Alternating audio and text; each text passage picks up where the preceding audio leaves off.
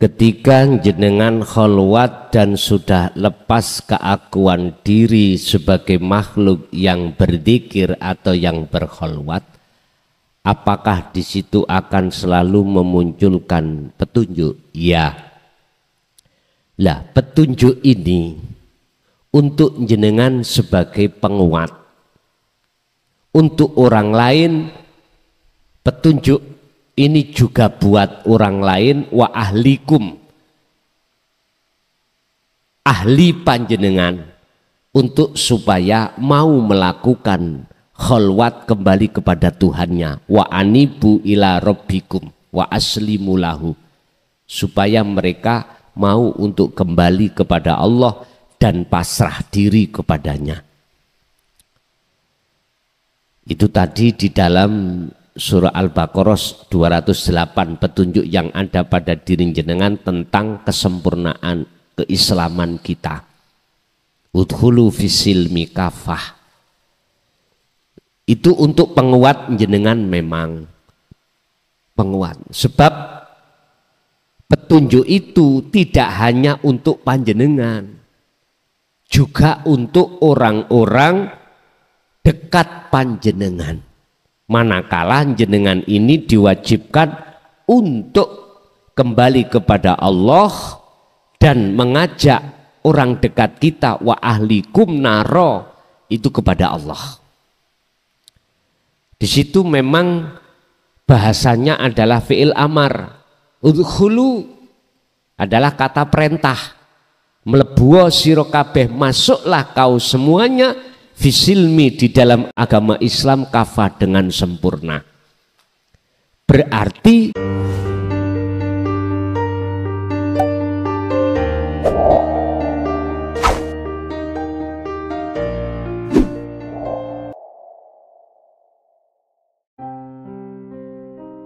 Assalamualaikum warahmatullahi wabarakatuh.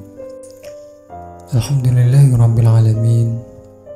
Para jamaah ngaji tauhid rahimakumullah, sebelum kita memulai videonya, mari kita bersama-sama membaca sholawat kepada baginda Nabi Muhammad SAW. Allahumma sholli ala sayyidina Muhammad wa ala ali sayyidina Muhammad. Assalamualaikum warahmatullahi wabarakatuh.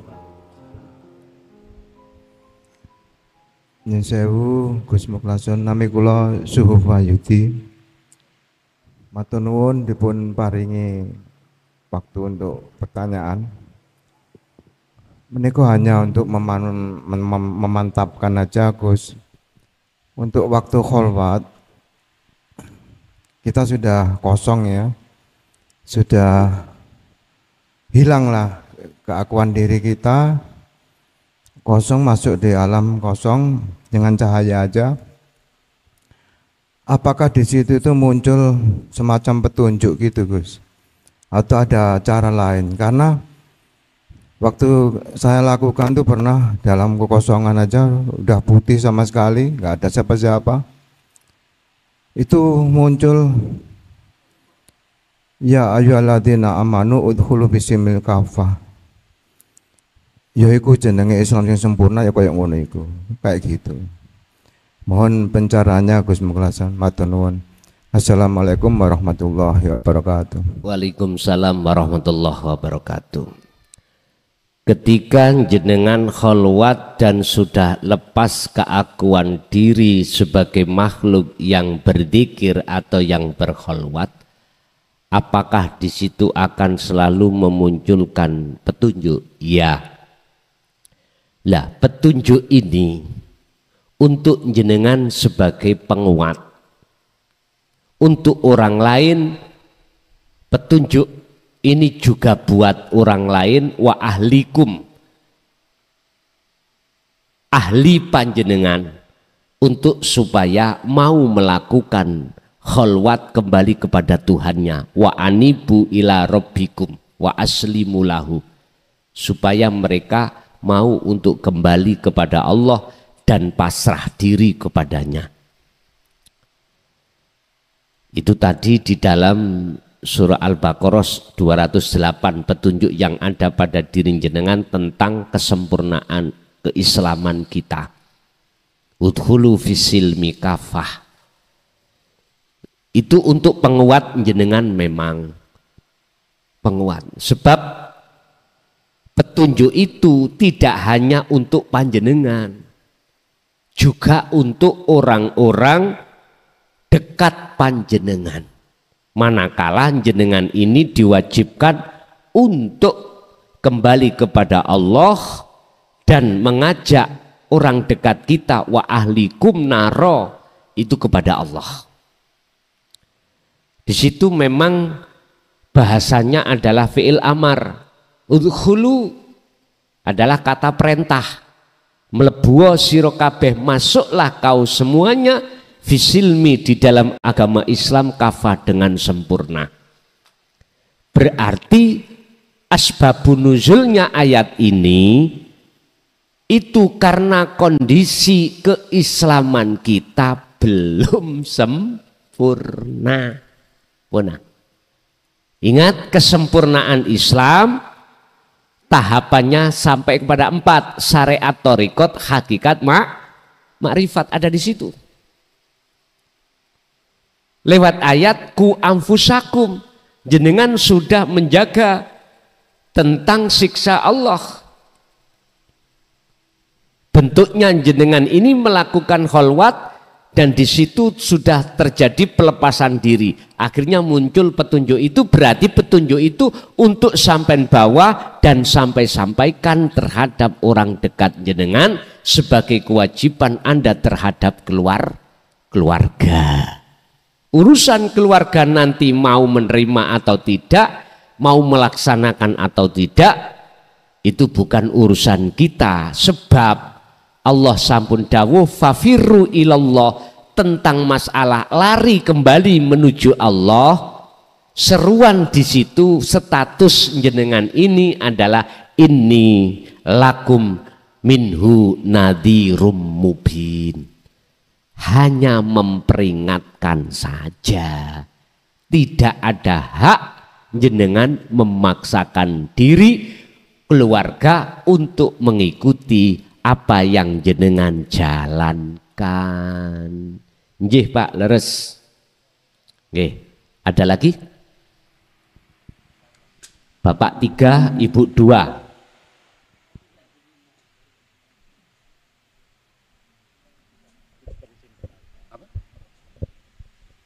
Assalamualaikum warahmatullahi wabarakatuh.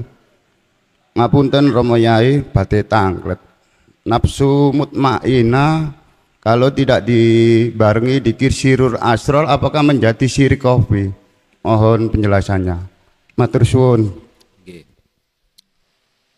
Apakah nafsul mutmainnah yang masuk di dalam sifat basiroh ikut jikalau tidak dibimbing dengan sirul asr akan menjadi syirik khafi? Jawabannya ya, tapi saya proses biar jenengan gak bingung. Di dalam diri kita sebagai manusia Allah bekali 2 sifat. Pertama adalah sifat basariyah.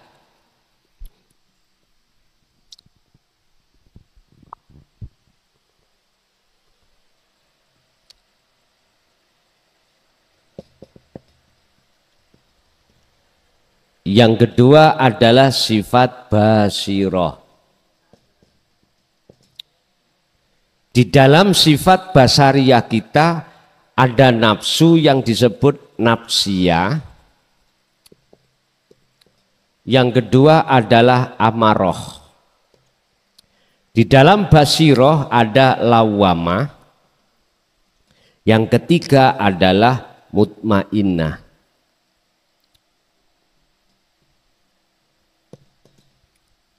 Bapak Ibu, khusus sifat basariyah inilah yang mendorong ruhaniyah itu akan melalaikan Allah. Lewat nafsu nafsiyah ini akan meletupkan bisikan alladzi yuwaswisu fi sudurinas di dalam dada kita, maksudnya hati, untuk bercinta pada selain Allah, untuk beriman pada selain Allah. Allah yang kumaksud ahad, untuk beriman selain Tuhan, ahad. Ini sifat basariyah. Makanya di dalam makalah yang lain Syekh Ibnu Athaillah, barang siapa hatinya terkuasai sifat basariyah, sampai kapanpun dia tidak akan bisa bertemu Tuhannya. Karena yang muncul adalah nafsu, bisu itu tadi. Akunya makhluk.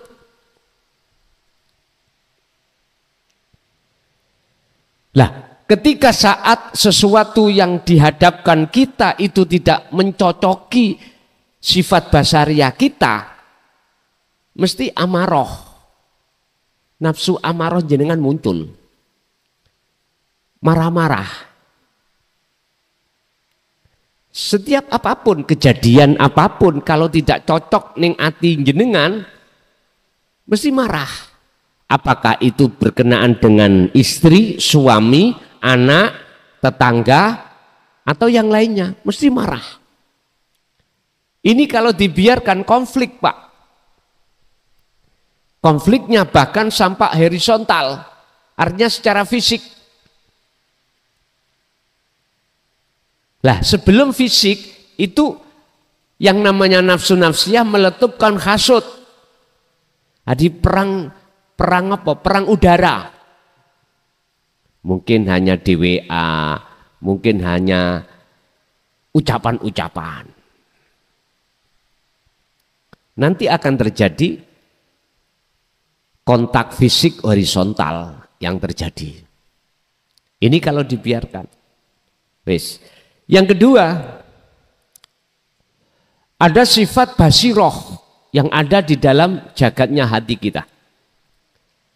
Disitulah illa ma rohima rabbi, inna rabbi ghafurur rahim. Ada nafsu yang dirahmati oleh Allah. Inilah yang dimaksud mutmainnah.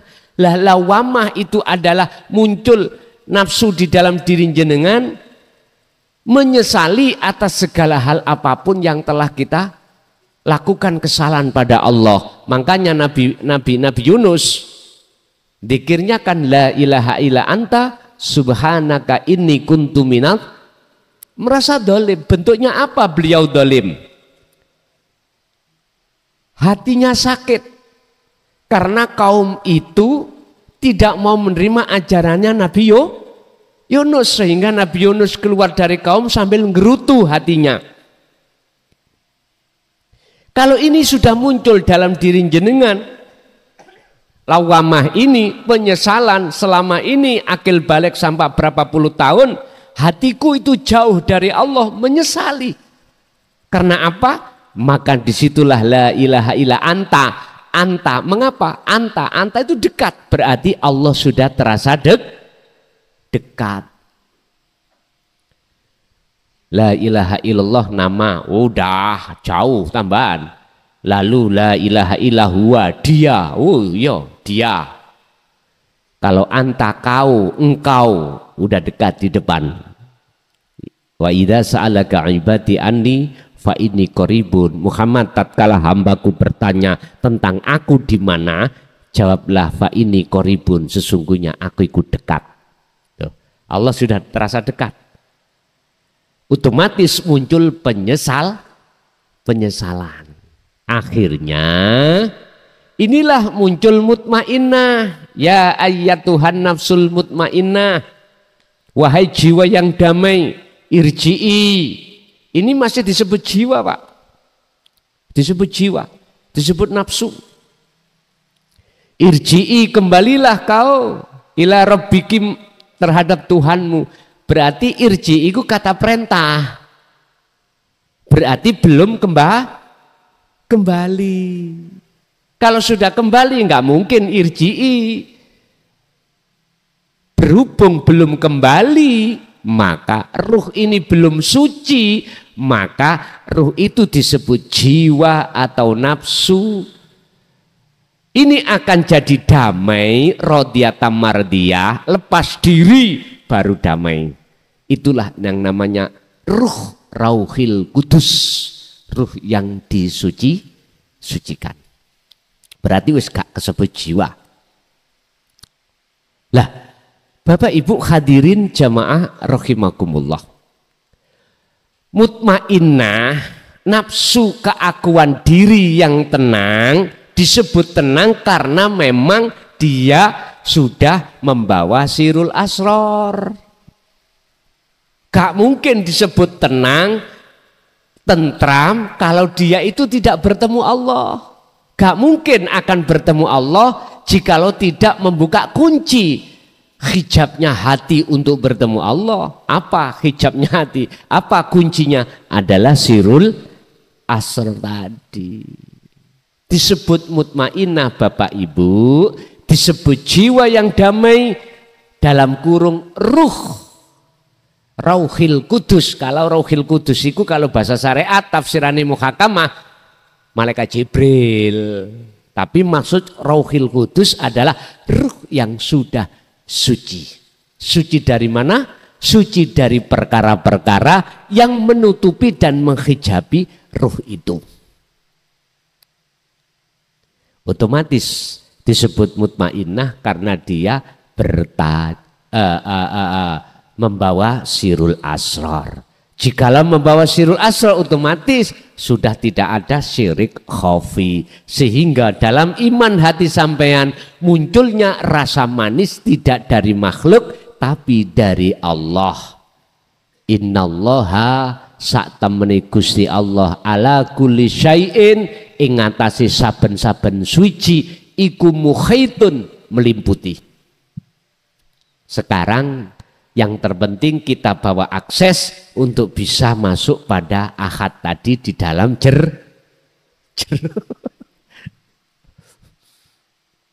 Kadang-kadang ada wali sing gregetno, Pak. Ngeten. Jero iki lho diuncalno. Ya tampanono Gusti Allah iki. Ada yang gitu. Gregetno. Tapi bener. Lah kita yang belum ada akses ke situ bingung. Akhirnya ajaran wong iku dilokno dihina, gak bener itu. Wong jeruk kok Allah. Beda makom, Pak. Akhirnya juga beda pandangan gitu. Nggih. Bapak tasik wonten? Kalau belum ada saya lempar Ibu. Ada? Monggo.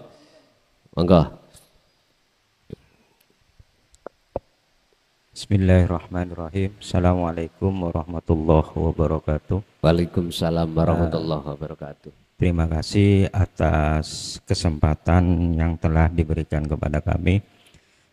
Bagaimana menempatkan bacaan sholat, bagaimana menempatkan sir arsor dalam bacaan sholat selain bacaan sholat itu sendiri, Gus. Terima kasih. Assalamualaikum warahmatullahi wabarakatuh. Waalaikumsalam warahmatullahi wabarakatuh. Bagaimana menempatkan dzikir sirul asror di dalam bacaan-bacaan sholat? Sebab ketika jasmani melakukan sholat, tatkala ruhaniyah itu tidak membawa sirul asr untuk sholat, pasti ruhaniyah akan dimasuki nafsu, diseret, dijak ingat selain Allah. Hal ini tertuang di dalam surah Al-Baqarah 238. Allah terangkan di situ. Hafidhu ala sholawah was sholatil wusta. Niki sering saya sampaikan. Jikalau kau menjaga sholat 5 waktu, juga jagalah sholat wusta itu. Sholat wusta secara hakikat adalah sholat yang dilakukan oleh ruhaniyah kita. Lah sholatnya ruhaniyah kita mengacu pada sholatnya Nabiullah Ibrahim. Yang sering kita baca sebelum kita membaca surat Al-Fatihah yang kita sebut doa iftitah. Inni wajjahtu wajhiya lilladzi fatarus samawati wal arda hanifan wa ma ana minal musyrikin. Al-An'am 79. Sesungguhnya kuhadapkan wajah ruhku kepada wajah Allah. Ini kalau tidak punya akses nggak bisa, Pak. Nggak bisa. Harus punya akses terlebih dulu. Lah, akses yang kita dapatkan ikhlas itu otomatis prosesnya kita harus yastami'unal qaula. Kita harus mendengarkan dan menerima ajaran Rasulullah di jalur dinu tauhid. Ilmu tasawuf dulu.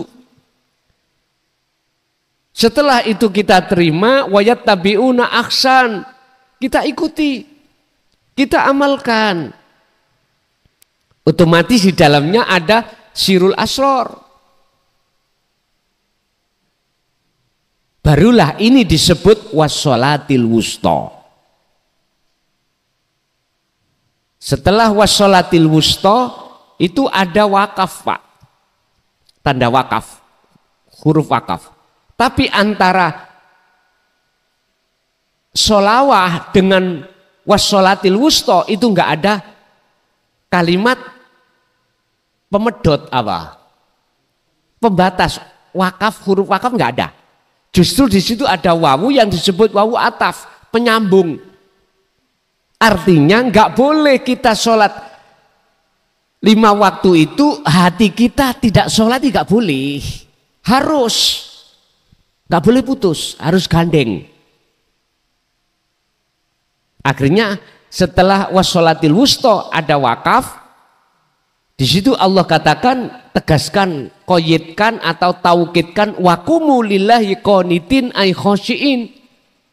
Tegakkanlah sholat itu dengan khusyuk. Loh itu, inilah ayat yang menjelaskan bahwasanya wajib hukumnya sholat itu apa sih khusyuk? Bertemu Allah.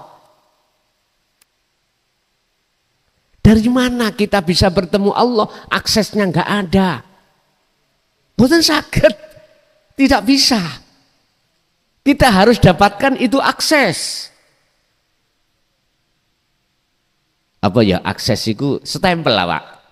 Sertifikat, sertifikasi.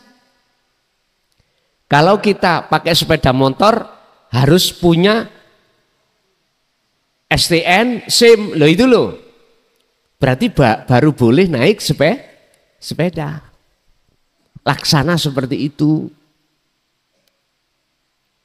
Makanya, mengapa Allah dawuh dalam satu ayat, wa ma arsalnaka illa rahmatan lil alamin.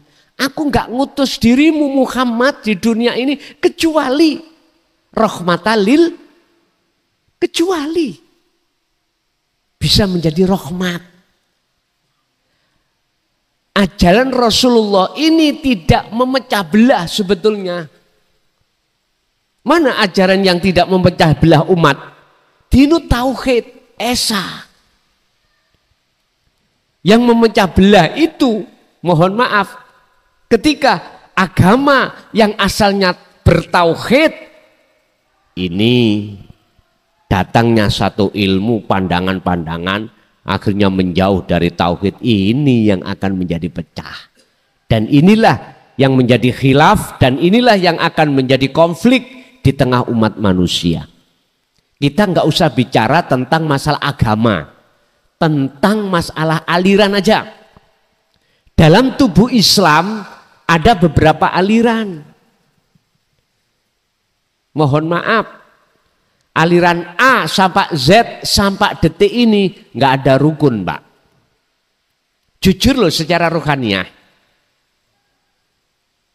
Masih ada kalimat saya yang benar, sana yang salah. Begitu juga pendapat sana ya juga begitu. Terus sampai kapan? Padahal Allah dawuh ummatan wahidah, umat yang betul-betul ke ahad itu umat yang mana? Bapak Ibu, makanya didatangkan Kanjeng Nabi Muhammad ini dengan membawa dinul haq inilah untuk mempersatukan umat manusia. Bahasa saya di dalam surah Al-Kahfi ayat 110 di situ bukan menyebut Allah, Pak. Sampeyan lihat.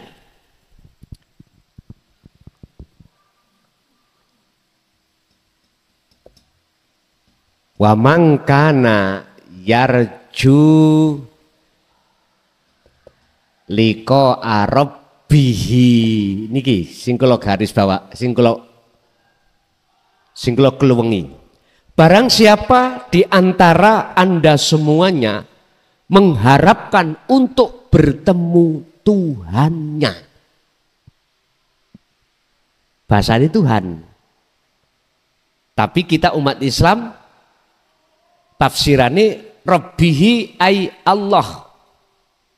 Rabb ay Allah, nama. Tapi iki secara umum bisa walaupun jenengan iku secara fisik agama lain untuk bertemu Tuhan, Tuhan yang kumaksud adalah ahad. Tergantung ada ajaran enggak di dalam agamamu untuk bertuhan ahad. Kalau enggak ada, nango Islam. Ngono lho maksud kula. Pelajaran ning Islam ada. Bagaimana caranya Anda untuk sampai pada ke ahad, mengesahkan Allah di dalam Islam lengkap. Cuman pertanyaan saya di luar agama Islam ada enggak? Kalau ada, bisa Anda sampai ke Tuhanmu ahad ya. Untuk bertemu syaratnya ada dua menurut Al-Quran. Itu tadi fal ya'mal amalan solihan, Anda harus kholwat, ruhaniyah Anda harus berbuat yang bagus. Ini kalau orang Jawa budi luhur. Kedua, tidak boleh mengadakan selain Allah di dalam diri Anda. Tidak ada di dalam diri Anda selain ahad. Nggak boleh. Pengakuan hamba merasa memiliki, merasa bisa harus dihilangkan, baru bisa ketemu. Ini berarti bisa dilakukan oleh orang-orang yang agama selain agama karena di situ menyebutnya Rabbihi, Tuhanmu, Tuhane man, Tuhannya kamu, terserah Tuhan kamu namanya siapa. Nek ditarik nanggone syariat Islam, ya Allah, innallaha huwa rabbi wa rabbukum. Sesungguhnya Allah iku Tuhanku, ya Tuhanmu. Oleh sebab itu fa'buduh, arahkanlah hatimu condong kepadanya. Hada siratu mustaqim, mengarahkan condong hatimu terhadapnya. Inilah sirotol mustaqim, jalan yang lurus. Jadi wis nggak ada dua, anta khalik, ana makhluk, la ilaha illa anta, sudah selesai. Tinggal ana. Ana siapa? Ana khalik. Anta hilang, anta khalik hilang, ana makhluk sebagai menyembah juga hilang, tinggal ana ahad. Udah, inilah makrifat. Terus bagaimana cara kita untuk menempatkan sirul asror di dalam bacaan-bacaan itu? Gini Pak, setiap kali aktivitas di dalam rukun sahnya sholat, udah ikuti aja, mulai takbir sampai salam.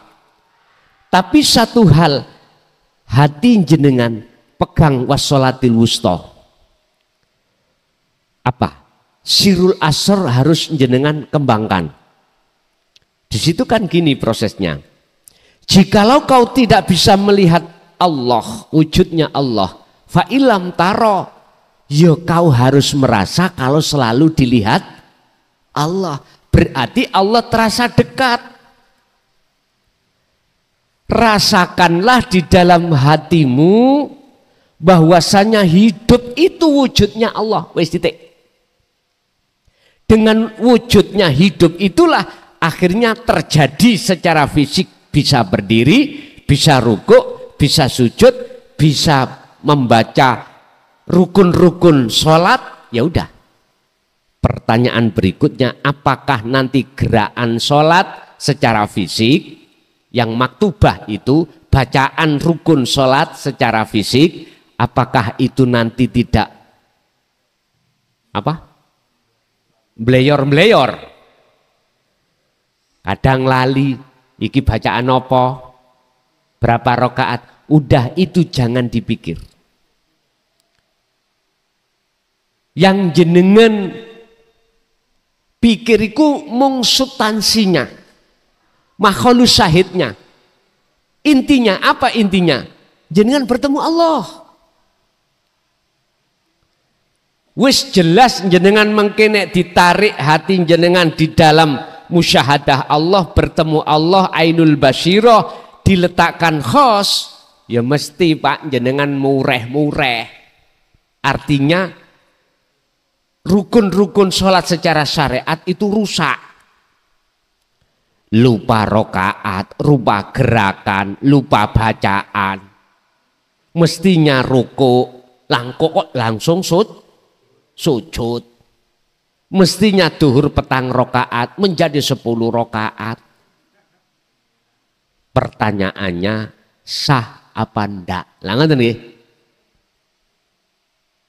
Jenengan ini lu akal ikut ditarik Allah, dilalaikan urusan dunia. Apa salah Gusti Allah?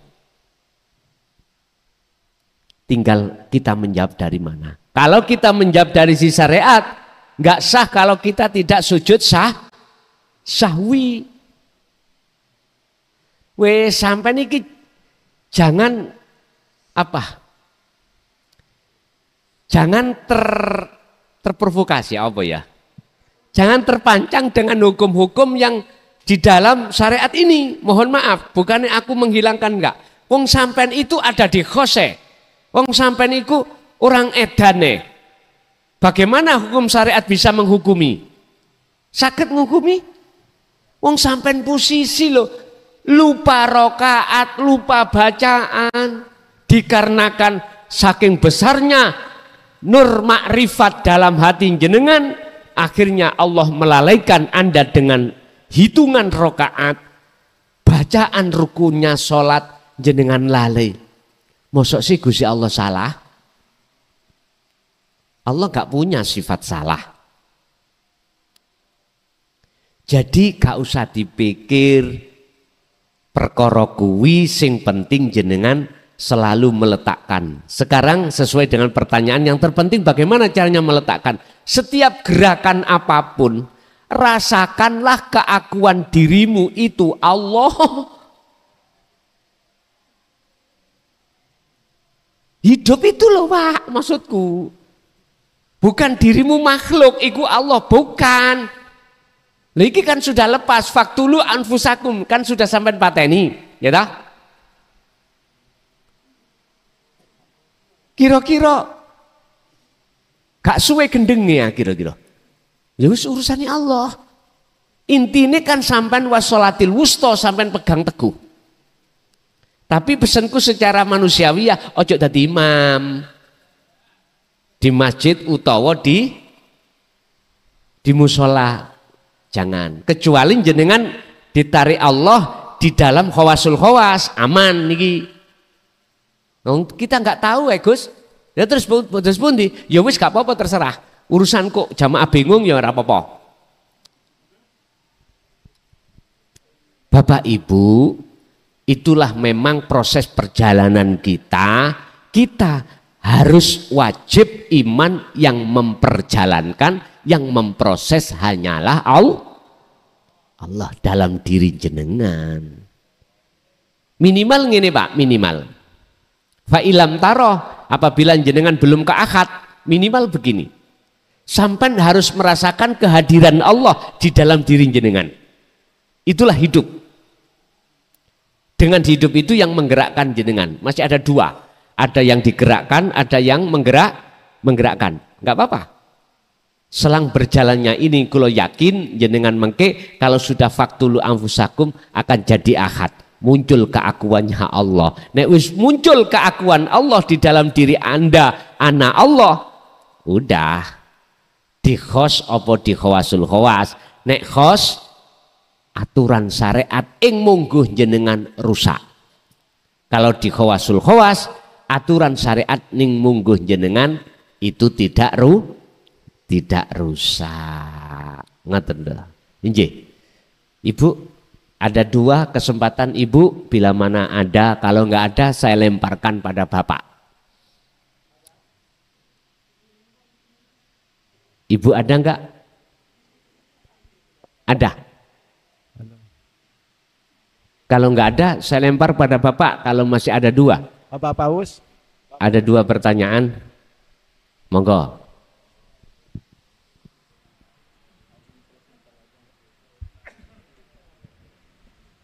Assalamualaikum warahmatullahi wabarakatuh. Terima kasih atas waktunya, Gus. Singkat saja, sekilas bercerita tentang mimpi, Gus.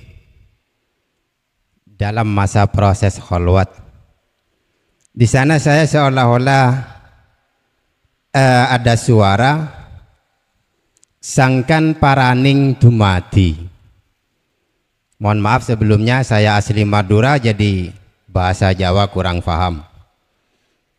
Di samping ada suara sangkan paraning dumadi, di sana ada gambaran huruf yang seolah-olah huruf itu huruf Jawa kuno. Mungkin kalau nggak salah ya lika-likunya kayak huruf India gitu, Gus. Di situ ada petunjuk nek awakmu roh huruf iku ya iku kunci untuk mengenal Allah. Gitu, Gus. Mohon maaf, sepertinya mimpi cocok dengan sebuah kisah. Di suatu ketika saya bertemu seseorang yang tidak saya kenal. Kemudian beliau seketika membuka babakan sholat yang 50 waktu. Di dadamu ada sholat yang 50 waktu di setiap hembusan nafasmu. Carilah alif dan lam alif yang ada di dalam dirimu. Kalau kamu belajar ini 2 tahun mungkin kamu nggak bakalan lulus, tapi kalau kamu tahu kuncinya, kamu akan paham sendiri, gitu, Gus. Sepertinya ini cocok antara mimpi dengan kisah itu. Pertanyaan saya, jika itu kunci, bagaimana caranya saya bisa mendapatkan kunci tersebut? Terima kasih. Assalamualaikum warahmatullahi wabarakatuh. Waalaikumsalam warahmatullahi wabarakatuh. Sangkan paraning dumadi niku basa Jawa. Basa Qur'annya innalillahi wa inna ilaihi raji'un. Dari ahad kembali ke ahad. Artinya Allah akan menampakkan wujudnya yang berupa nurullah. Setelah nurullah dikenal oleh hambanya, maka nurullah ditarik lagi kepada ahad supaya hambanya mengenal sejatinya nurullah itu adalah ahad. Saya ulang. Sangkan paraning dumati itu bahasa Jawa, artinya manusia harus tahu dirimu dari mana, kembali ke kemana. Bahasa Qur'annya innalillahi wa inna ilaihi rojiun. Maksudnya wujudnya Allah dinyatakan terhadap hambanya supaya dikenal berupa nurullah. Setelah mengenal nurullah, si hamba itu supaya bisa terus menuju ke ahad. Lah, untuk menuju ke ahad ini ada kuncinya. Wa inna ilahi rojiun, itu ada kuncinya.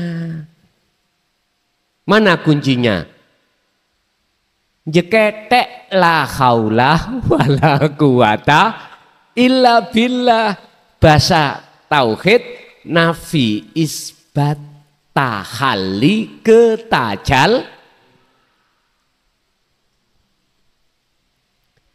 Leres Pak, niku kunci.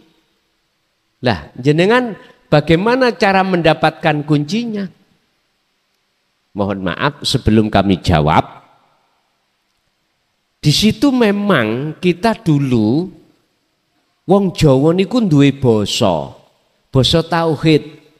Hana caraka data sawala. Lah. Umat zaman sekarang rapatek paham. Iku nek dikaji mengandung tauhid juga. Umpama saya mengupas itu dilokno sesat. Enggak berkembang tauhid ini nanti. Berhubung umat ini fanatik dengan Quran, maka saya harus memakai dasar hujah ya di dalam Al-Quran. Iki damel muqabalah referensi mawon. Pun kuncinya yang mana? Sehingga sampean bisa ke akad. Bisa kembali kepada Tuhan sebelum hari waktu di mana Allah menterjadikan pasti terjadi, yaitu manakala matahari terbit dari bar. Sebelum datang ke situ bagaimana kita bisa kembali? Allah sampun dawuh lewat beberapa ayatnya, termasuk di dalamnya wa anibu ila rabbikum wa aslimu lahu min qabli ayyatiyakumul adab. Sebelum datangnya kematian, lekaslah kau kembali kepada Tuhanmu dan berpasrahlah pada Dia. Jikalau kau lakukan summalatun sorun, kau tidak akan mendapat jikalau itu tidak kau lakukan, maka kau tidak akan mendapatkan syafaat atau pertolongan. Berarti jikalau itu kau lakukan, maka summatun sorun, maka Anda akan dapat syafaat atau pertolongan dari Allah. Kuncinya mana? Pun sing diwastani dzikir nafi isbat, sing diwastani tahalli tak menuju tajalli, ternyata jawabnya adalah di dzikir sirul asrar. Di situ ada 3 tahap: su'aul basyirah, wa ainul basyirah, wa hakul basyirah. Merasakan, mengimankan bahwasannya tidak ada selain daripada Allah dalam hal wujudnya, dalam hal yang berkehendak, dalam hal yang segala-galanya. Otomatis ini tidak terucap tapi terasa. Tatkala ini sudah jenengan asah terus, maka semakin tajam iman sampean, akhirnya disebut iman yang ihsan, ainul basirah. Cahaya makrifat akan didatangkan oleh Allah, maka itulah Anda akan dikatakan bertemu Allah. Kembalilah sudah Anda. Akhirnya hakul basirah menyatakan, ya aku adalah Allah. Bukan aku hamba loh Pak ya. Aku hambanya kan sudah lepas. Sudah nggak ada sudah. Jangan salah paham. Itu Pak kuncinya ternyata di situ. Mengapa saya katakan kunci? Dan baru-baru sejak tahun 2014 kemarin berani membuka kunci ini. Sebelumnya, mulai zaman Kanjeng Nabi, mulai zaman Khalifah Sayyidina Ali, sudah terputus ini. Sudah ditutupi. Karena apa? Penentang kaum Khawarij luar biasa. Siapa yang berani membuka, bunuh. Bunuh, Pak. Ya sudah. Akhirnya jangan salahkan guru-guru kita, kiai-kiai kita akhirat. Beliau nggak pernah membuka kunci ini. Jangankan secara khusus, secara apalagi secara umum. Khusus aja masih pakai isyarah. Mungkin jenengan yang ingat, carilah gali kangkung lagi toh. Kalau sudah ketemu ya iku wujudi Allah. Udah carilah bekas telapaknya burung terbang. Adi telap teracai bekas si di awang-awang. Ya enggak ketemulah kita. Padahal itu adalah kinayah isyarah. Enggak berani. Ini loh. Enggak berani. Ya udah mati kau. Memang Pak, beliau itu gak ngawur. Beliau menjaga kesucian ajaran itu sehingga tidak disampaikan di tengah-tengah umum. Dia memakai, mohon maaf Pak nggih, memakai sistem kados niki gelas. Umat ikut terhijabi tutup. Grojoken air bagaimanapun kalau tutupnya gak dibuka, airnya akan tumpah, nggak bisa masuk, percuma. Daripada gegeran, lebih baik diam, gitu. Nah, sistem 2014 ke atas sampai saat ini, dari bahasa saya, gak ngurus saya. Barangkali saking besarnya terus jeplak. Lah, urusan resiko ya sudah Pak. Jangan dianggap sekarang enak-enak, dulu itu susah payah Pak, kami Pak dihujat, bahkan diusir dari kampung saya, bahkan saya dihadapkan sampai dengan penjara 3 tahun. Udah saya jalani, tapi saya tidak berhenti untuk menyerukan tentang maksud ummatan wahidah, bagaimana umat ini menjadi umat yang satu, walaupun agamanya beda-beda, tapi dia ketuhanan yang maha esa. Hanya itu. Nggih. Satu lagi Pak, monggo. Ibu mboten enten tetep nek mboten wonten kula paringne Pak setunggal kas. Satu kali lagi Pak. Ada? Mboten enten nggih? Pun Bapak Ibu hadirin jamaah rahimakumullah. Ini saudara-saudara kita yang saat ini yang menjalankan haji dan umroh, ya, khususnya duriyah beliau Sohibul Bait atau keluarga jenengan yang sedang menjalankan haji dan umroh sebentar lagi masuk di dalam Dzulhijjah 10, ya tah. Semoga beliau betul-betul Allah merahmati, memberikan hidayah, dan senantiasa Allah menjaga beliau baik secara syar'i maupun hakiki, sehingga wangsul estu betul-betul mendapatkan titel haji yang mabrur, haji di mana di situ diterima oleh Allah Subhanahu wa taala. Kulluhum ajmain, lahumul Fatihah.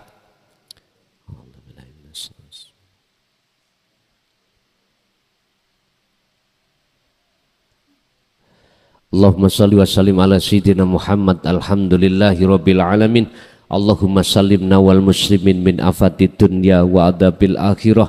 Allahumma ya fattahu ya alim iftah lana bifutuhil arifin wa ila auladina wa azwazina wa duriyatina wa ahli baitina. Allahumma ya Allah nawwir qulubana binuri hidayatika wa ma'unatika wa rahmatika wa syafa'atika wa ma'rifatika. Allahumma yassir lana fi kulli umurina fid dini wad dunya wal akhirah wa ila ahlina fi makatil mukarramah. Rabbana atina fid dunya hasanah wa fil akhirati hasanatan wa qina adzabannar. Wa sallallahu ala sayyidina Muhammad wa ala ali sayyidina Muhammad. Alhamdulillahi rabbil alamin. Lahumul Fatihah. Bismillahirrahmanirrahim. Alhamdulillahirrabbilalamin. Kita telah mendengarkan apa yang disampaikan oleh guru kita Romo Kiai Haji Mukhlasun Rosyid. Baik, sebelum kami menutup video, saya selaku admin kurang lebihnya mohon maaf yang sebesar-besarnya. Akhirul kalam wabillahi taufiq wal hidayah. Wassalamualaikum warahmatullahi wabarakatuh. Semoga kita diperkenankan oleh Allah untuk berjumpa di video selanjutnya. Amin amin ya rabbal alamin.